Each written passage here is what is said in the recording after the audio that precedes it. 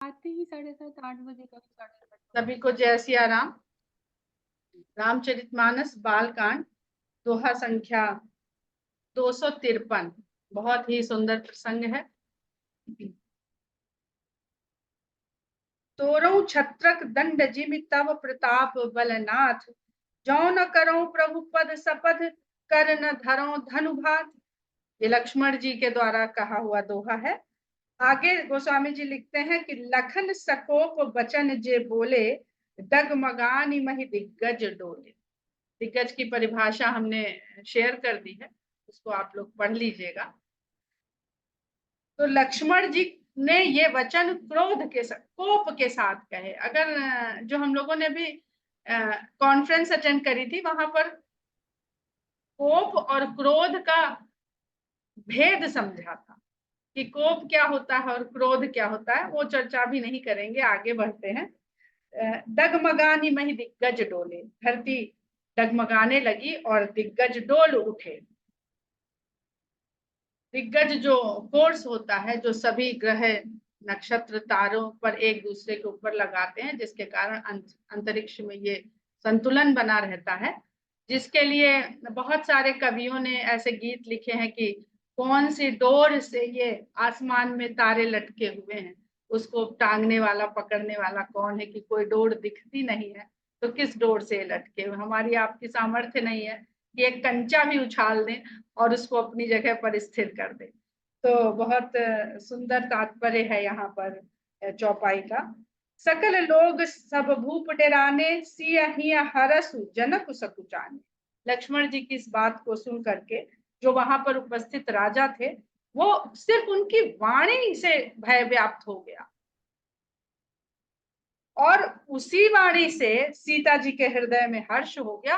और जनक जी क्योंकि ऐसी बातें कह चुके थे, तो वो संकोच में पड़ गए। अरे हमने तो अनुचित कह दिया लगता है कुछ, और उनकी ही सभा थी, तो उनका संकोच में पड़ना बहुत स्वाभाविक है। पुर रघुपति सब मुनि मन माही, मुदित भये पुनि पुनि पुलकाही। गुरु विश्वामित्र जी, रामचंद्र जी और मुनि अपने अपने मन में सब प्रसन्न हुए, और उनका शरीर पुलकित होने लगा। सयन ही रघुपति लखन नेवारे, प्रेम समेत निकट बैठा। अब रामचंद्र जी क्योंकि संकोची हैं, मर्यादित हैं, तो रामचंद्र जी का भी यहाँ पे लिख रहे हैं कि तुलसीदास जी के मन में प्रसन्न हो, कि रामचंद्र तो कभी स्वयं कहते नहीं, तो वही जो शेष जो रामचंद्र जी नहीं कह सकेंगे, वही लक्ष्मण जी कहेंगे। तो कोई तो आरंभ करता कि कैसे भाई, कैसे रामचंद्र जी धनुष तोड़ दे, ना तो या उठ खड़े हो या अपने को प्रस्तुत कर दे, ना तो वो वहां पर धनुष यज्ञ में स्वयंवर के लिए आमंत्रित तो है नहीं, वो तो यज्ञ चलो देखा जाए, ऐसे विश्वामित्र जी ने कह के लाए थे ना कि चलो देखा जाए। ये तो नहीं कहा था कि चलो उसमें भाग लिया जाए। तो देखने आए थे तो दर्शक की तरह बैठे थे।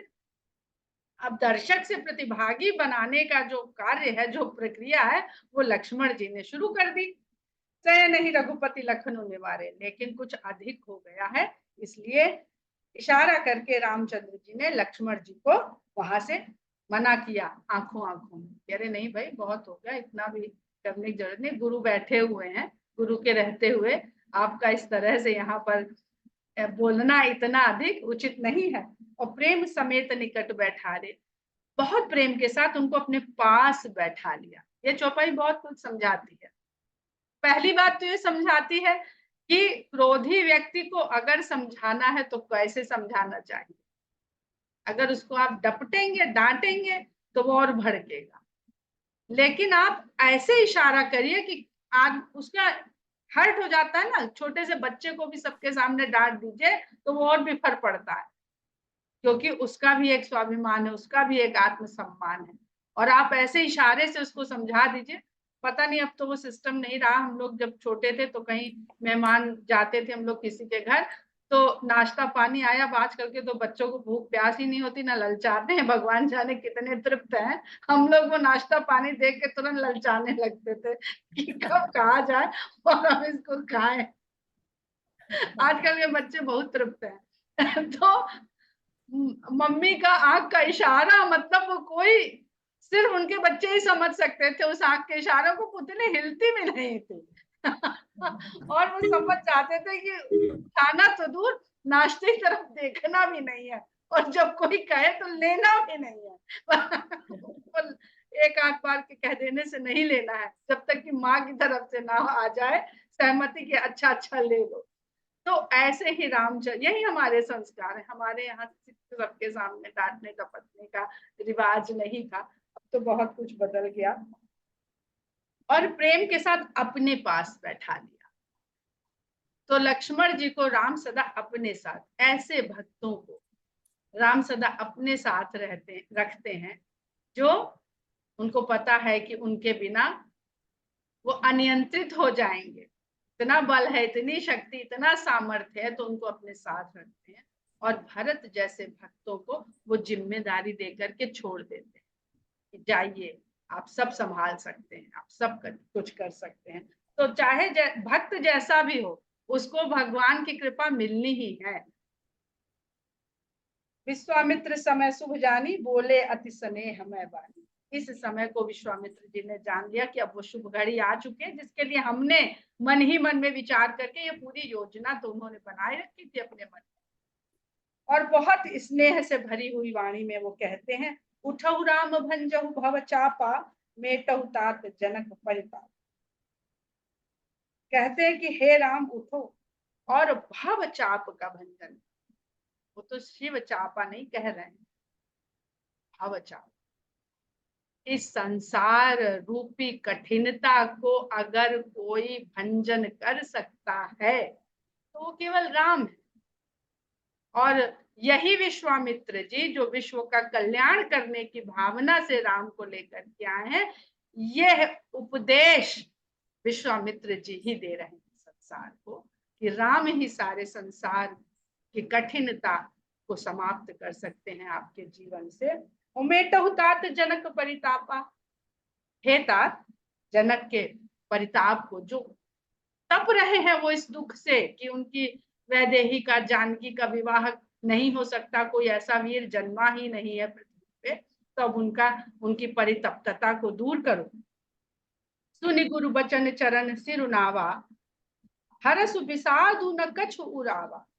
गुरु के ये वचनों को सुन करके राम ने गुरु के चरणों में शीश नवाया, और उनके हृदय में न हर्ष न विषाद कोई भाव नहीं आया कि भाई हमको गुरु ने ये अवसर दिया। ऐसा भी नहीं उनके चेहरे से और उनके उठने बैठने के तरीके से लगा, और ना तो कोई विषाद आया कि नहीं हो पाया तो क्या होगा। ठाढ़े भय उठ सहज सुभाए, ठवन जुबा मृगराज लजाए।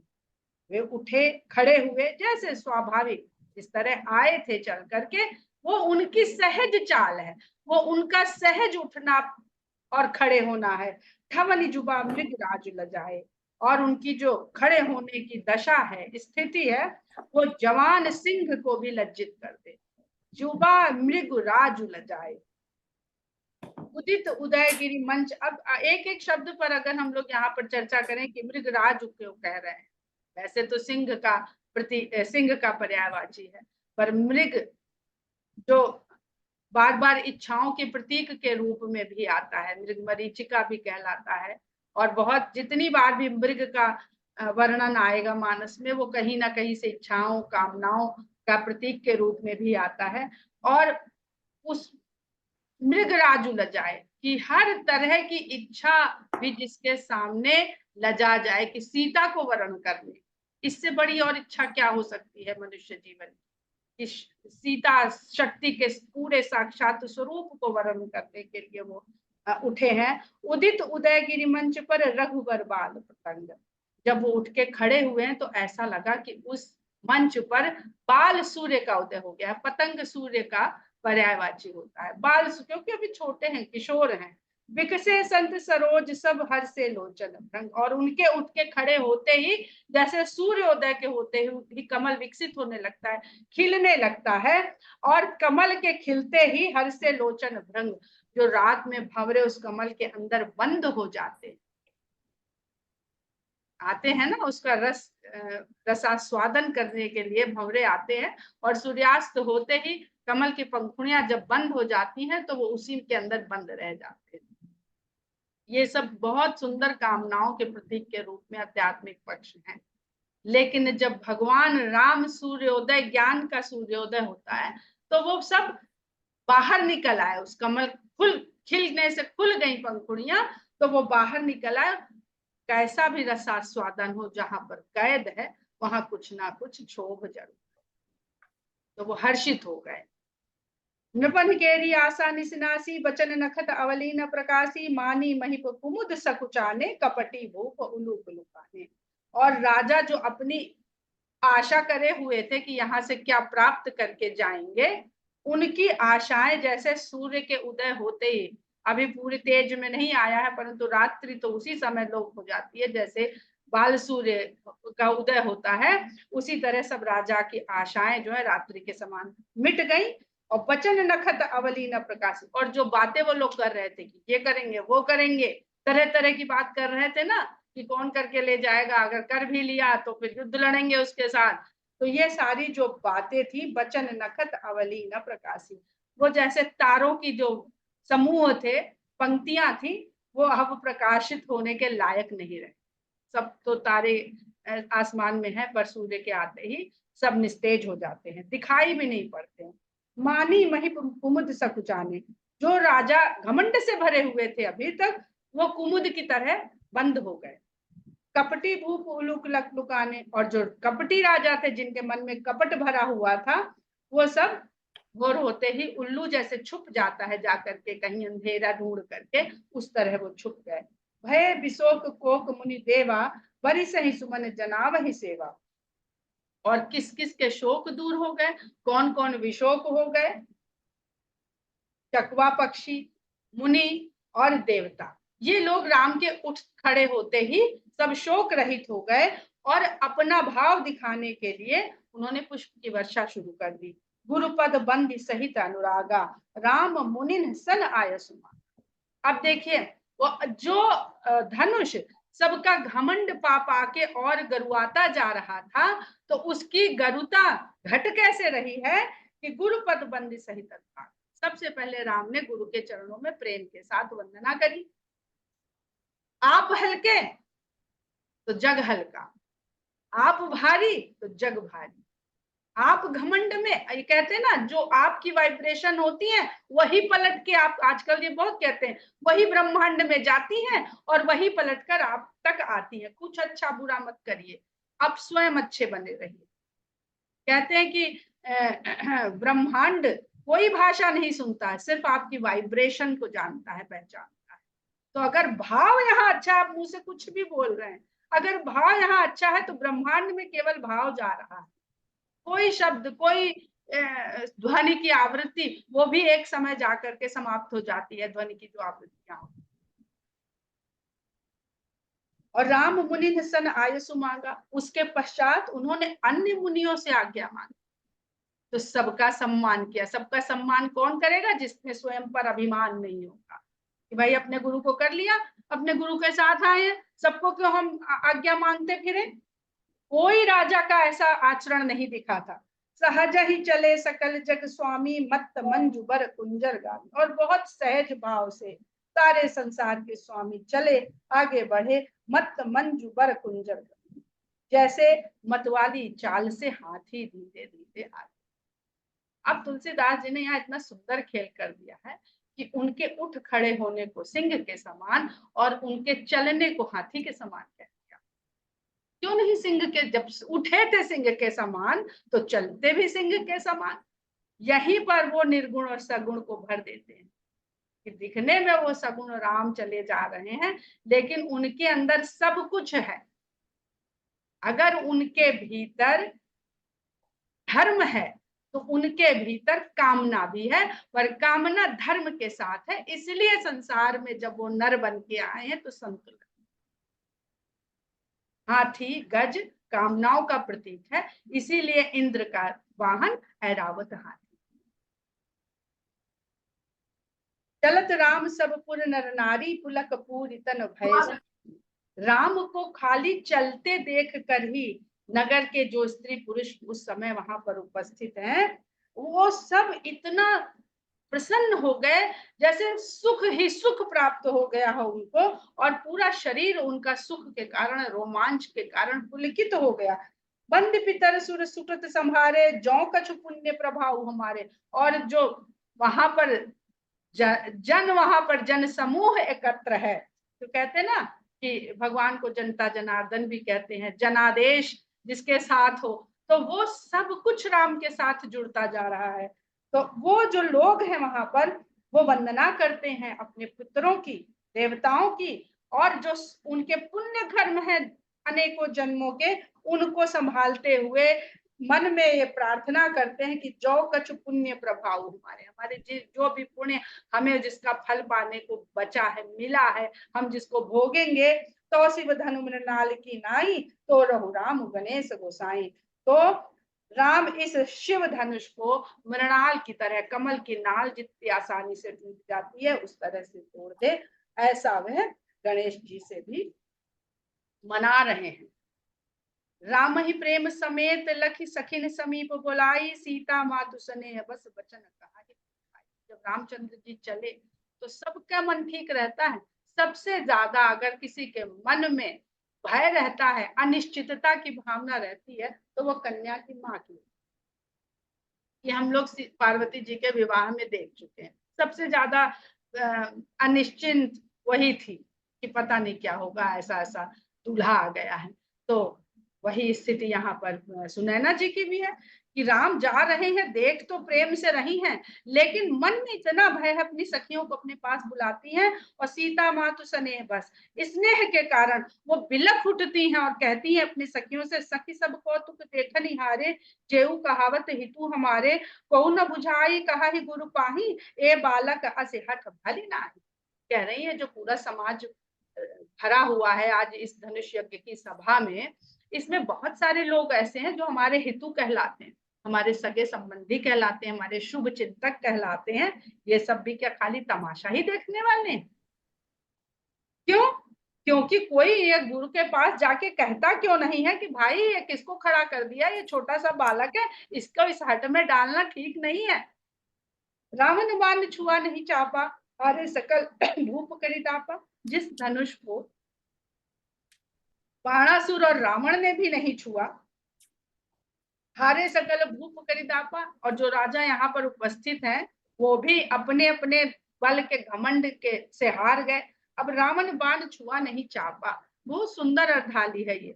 रावण अहंकार का प्रतीक, चाप धनुष का प्रतीक, चाप इस शेप को चाप कहते हैं ना, उसी शेप में धनुष।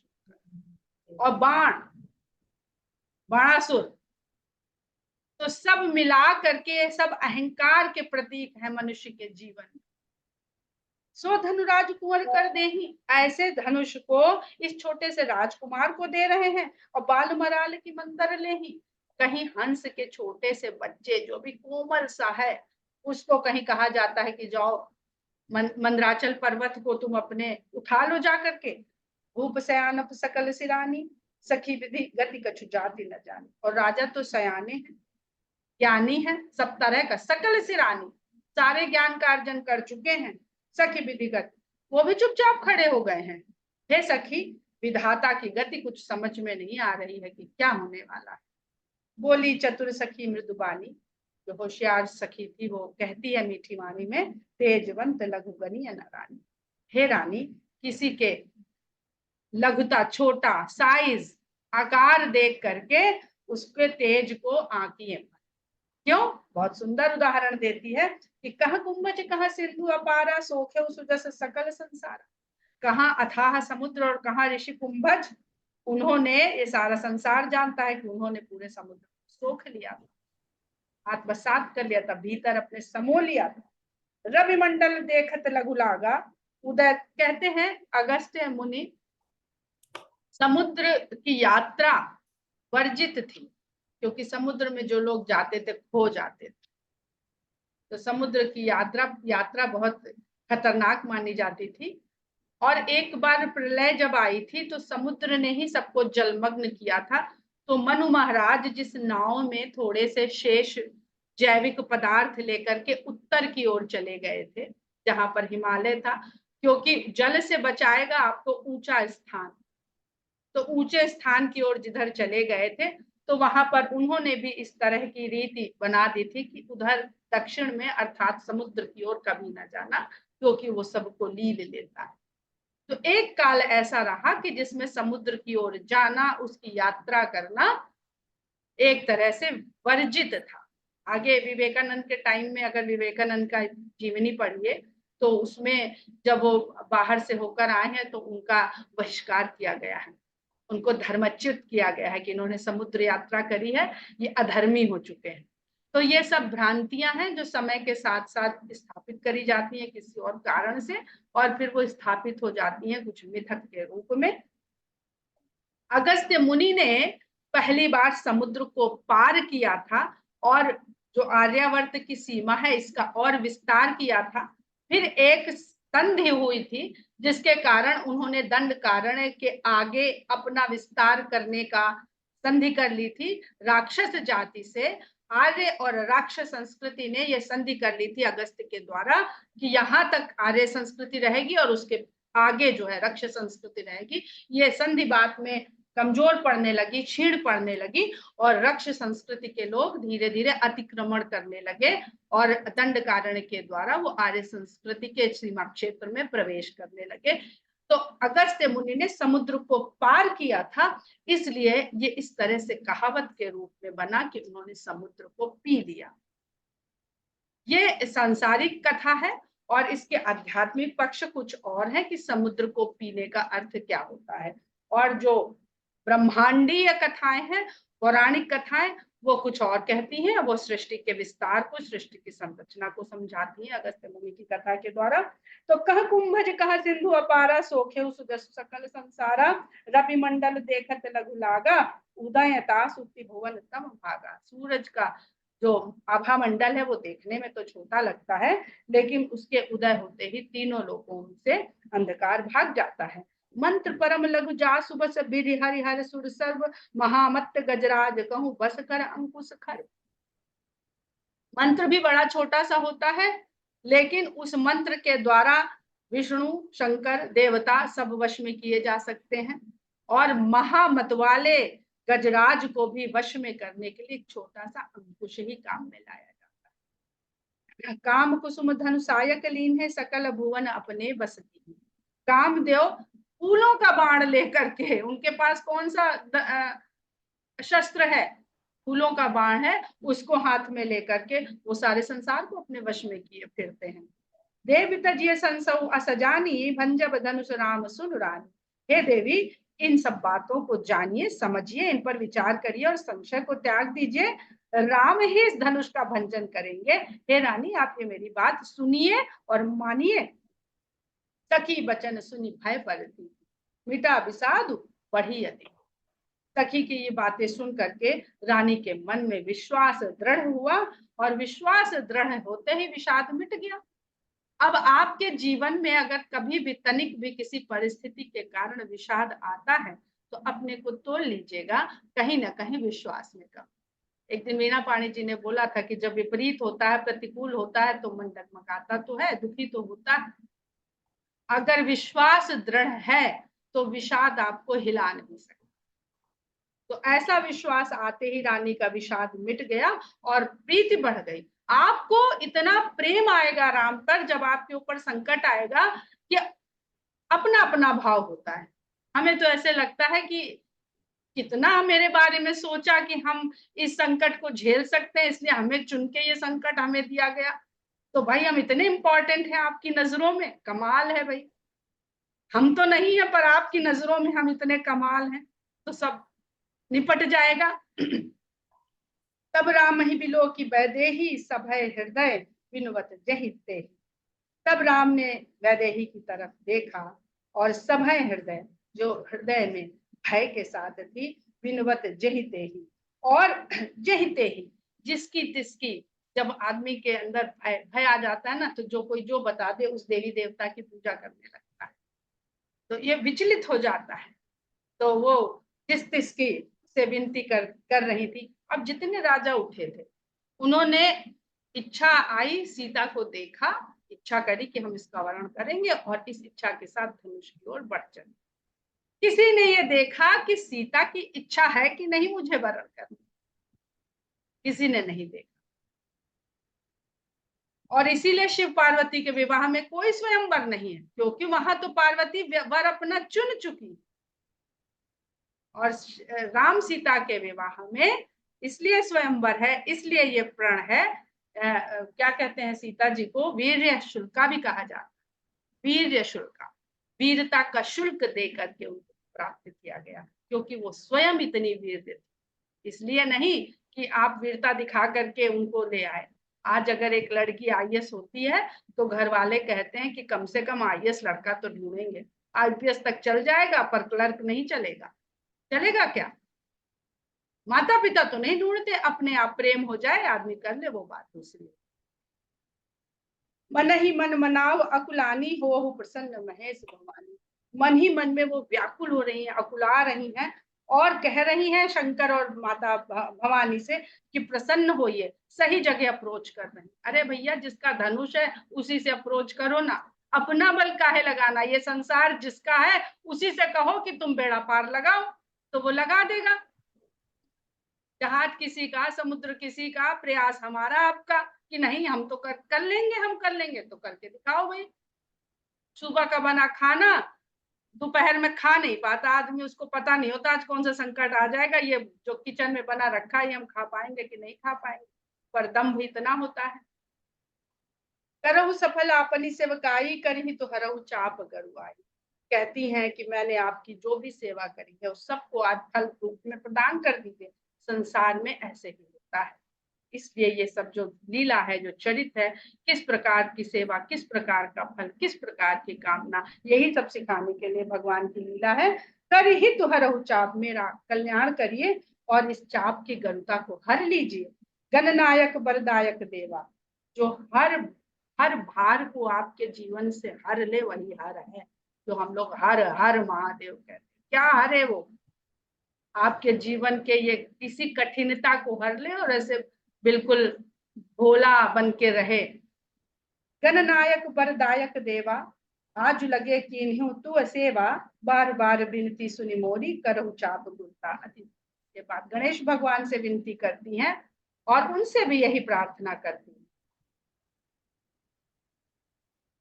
देखि देखि रघुबीर तन सुर मनाव, धरि धीर भरे बिलोचन प्रेम जल पुलकावत। और जैसे जैसे जित रामचंद्र जी को देखती हैं वैसे वैसे देवताओं को मनाना तेज होता जा रहा है। सुर मनाव धरि धीर, धीरज को धारण कर रही हैं और मना रही हैं देवताओं को। भरे बिलोचन प्रेम जल, प्रेम के मारे उनके आंख में जल भर रहा है और शरीर पुलकित हुआ जा रहा है। नीके निरख नयन भरी शोभा, पितुपन सुमिर बहुत मन शोभा।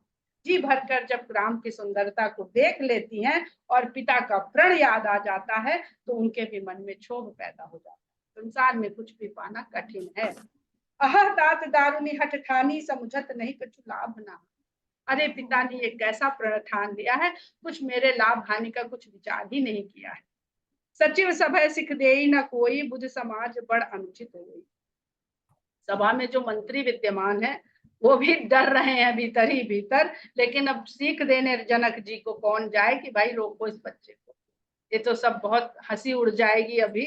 बुद्ध समाज, इतने जहां बुद्धिमान विश्वामित्र जैसे गुरु बैठे हैं, शतानंद बैठे हैं, अनेक ऋषि मुनि बैठे हैं, वहां पे उनके सिखाए पढ़ाए शिक्षा दिए हुए मंत्री अपनी सलाह देने लगे तो ये उन्हें अनुचित जान पड़ रहा है। इसलिए किसी तरह से बैठे हुए हैं, अपने आप को संभाले, क्योंकि काम तो उनका है मंत्रणा देने का, पर गुरुओं के सामने मंत्री की मंत्रणा का क्या औचित्य है।